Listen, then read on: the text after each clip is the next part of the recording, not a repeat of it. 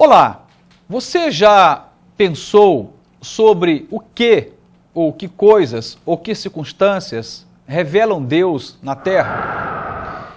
É interessante observarmos que existem muitas formas que a Bíblia registra que Deus se manifesta ao homem, que o Criador se revela à criatura. A Bíblia diz, por exemplo, que os céus, que o firmamento, anuncia quem Deus é. O tempo todo a Bíblia vai dizer que do Senhor é a terra, a sua plenitude, o mundo e aqueles que nele habitam. De todas as formas, a criação aponta para o Criador. De todas as formas, Deus se revela através da sua criação. Mas eu queria falar sobre algo que revela Deus de um jeito extraordinário. E eu quero falar sobre a família como um sinal de Deus na terra. O texto sagrado, registrado em Gênesis capítulo 9, verso 1, diz assim: E abençoou Deus a Noé e a seus filhos, e disse-lhes: Frutificai, e multiplicai-vos, e enchei a terra.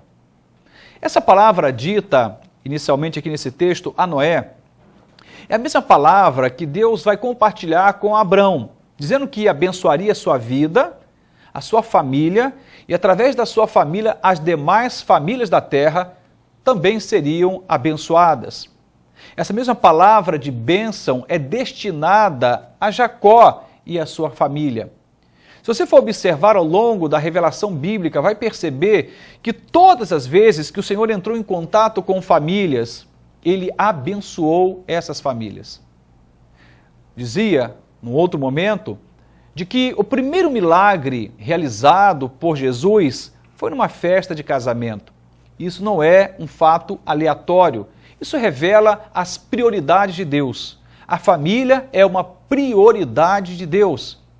Não é à toa que temos visto a família sendo atacada e atacada com violência.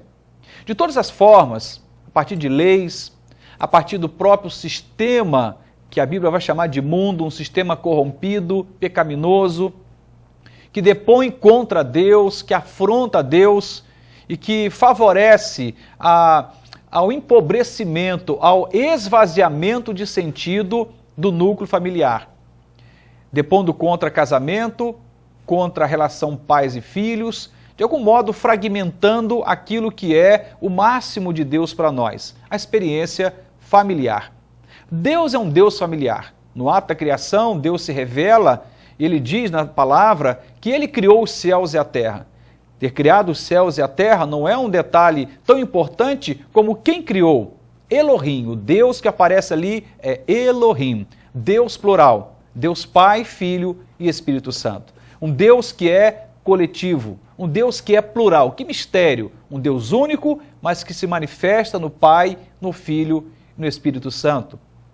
Esse Deus plural, esse Deus familiar, Ele nos cria a sua imagem conforme a sua semelhança. Portanto, Ele compartilha conosco do seu caráter, compartilha conosco dos seus princípios e valores quando nos cria. Fomos criados para vivermos em família.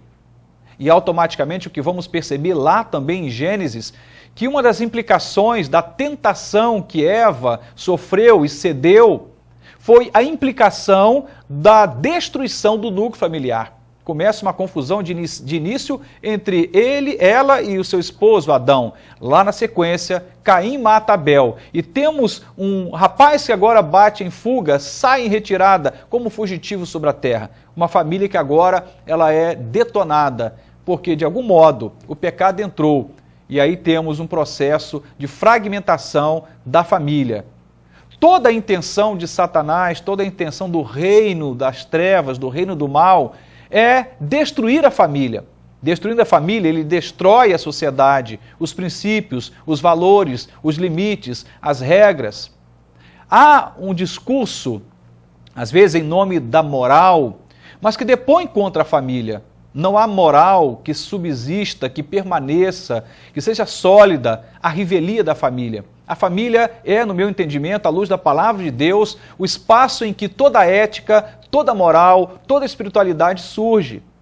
E nesse texto a Bíblia diz que Deus abençoou Noé a seus filhos.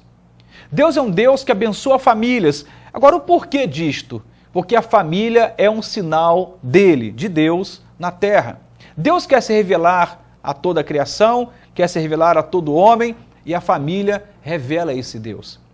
A família revela esse Deus. A Bíblia vai dizer, por exemplo, em Apocalipse, falando sobre as bodas do Cordeiro, vai relatar a palavra que o último ato de Deus, nós temos nessa revelação progressiva de Deus, vários atos, e um deles é a chamada glorificação, em que o homem, ora perdido, ora vendido ao pecado, mas também perdoado, lavado pelo sangue de Jesus, reintegrado à família de Deus, tendo sobre ele a legitimidade da paternidade divina, portanto, podendo entrar nesse céu de Deus como Pai, vai participar de um ato que a Bíblia chama as bodas do Cordeiro, que na verdade, de forma metafórica, simbólica, fala desse momento do encontro entre Cristo, que se coloca como noivo, e a igreja como a noiva.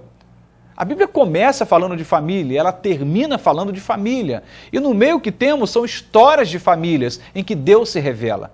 Portanto, se você tem passado por crises no seu casamento, por crises na sua família, não entenda tratar-se apenas de um processo natural, humano. Há sim erros humanos, nós somos duros de coração.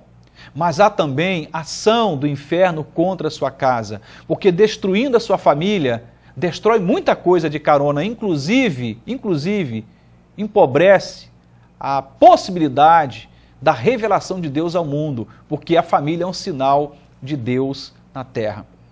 Deus pode se revelar na cachoeira, Deus pode se revelar nos mares, Deus pode se revelar num pássaro, Deus pode se revelar de qualquer forma, nas montanhas, mas Ele se revela de um jeito extraordinário, eu diria sobrenatural, através da família, onde um filho respeita um pai, onde um pai protege um filho, onde uma esposa consegue ser parceira do seu marido, onde esse marido sacrifica a vida e doa-se a essa esposa, a esses filhos, ali Deus se revela.